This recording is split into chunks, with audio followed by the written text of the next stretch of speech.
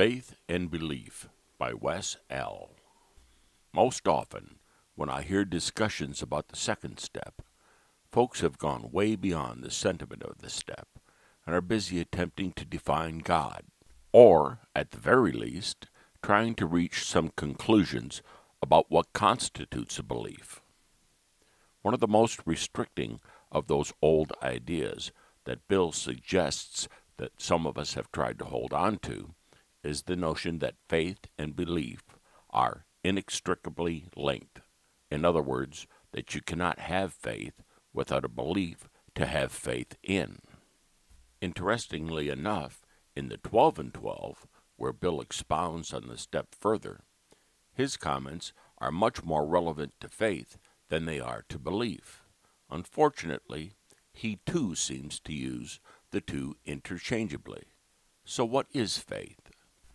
Through the means of inductive reasoning, which establishes a reasonable expectation that certain things will continue to be simply because they have always been, we have developed faith in all sorts of things and processes. And almost all of that has been done with neither consciousness nor effort on our part. There is no need to believe that the sun will continue to make an appearance every day.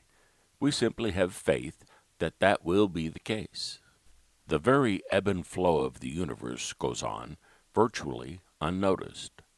We seldom pause to think about, much less worry ourselves with, the faith we have that the universe will continue to unfold, and that this tiny speck of it that we have come to call the world will continue to go round and round.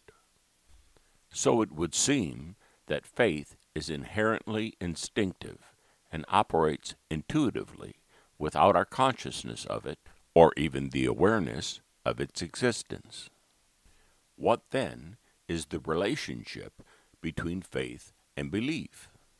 Lack of faith, or more accurately described, failing to recognize that intuitive faith, is the fertile soil in which the seeds of hope and fear are sown and quickly grow.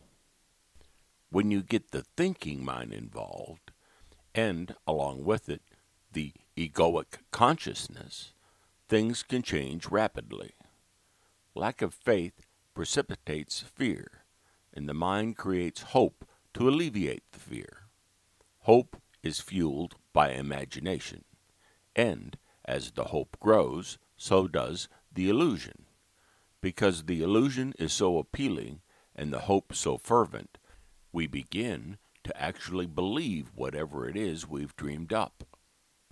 As the dynamics of our lives change, new fears continually manifest themselves.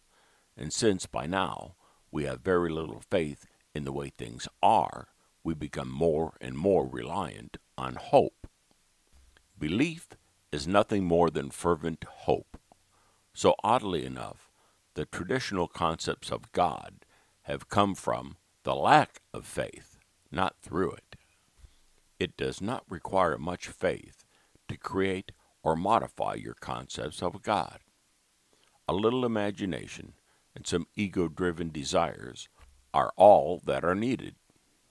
On the contrary, it is in the willingness to discard those antiquated perceptions that faith is essential. About the author, Wes L. Wes spent the majority of his working career in the construction industry and always thought of himself as superintendent material. But it was not until after he got sober in April of 1990 that he began to find employers that agreed with him. Wes has been active in AA from the beginning, but much more so since he retired in 2010. He has lived in Las Vegas since 1989, where a small group is starting a new free-thinking AA meeting in southern Nevada. At the urging of several friends, Wes began to write seriously about a year ago. The original print version of this story, Faith and Belief by Wes L., may be found on the website aabeyondbelief.com. in the Language of Recovery section, dated February 10th, 2016.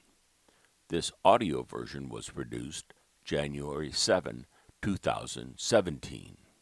For many more articles and podcasts, visit our YouTube channel. Just search for AA Beyond Belief.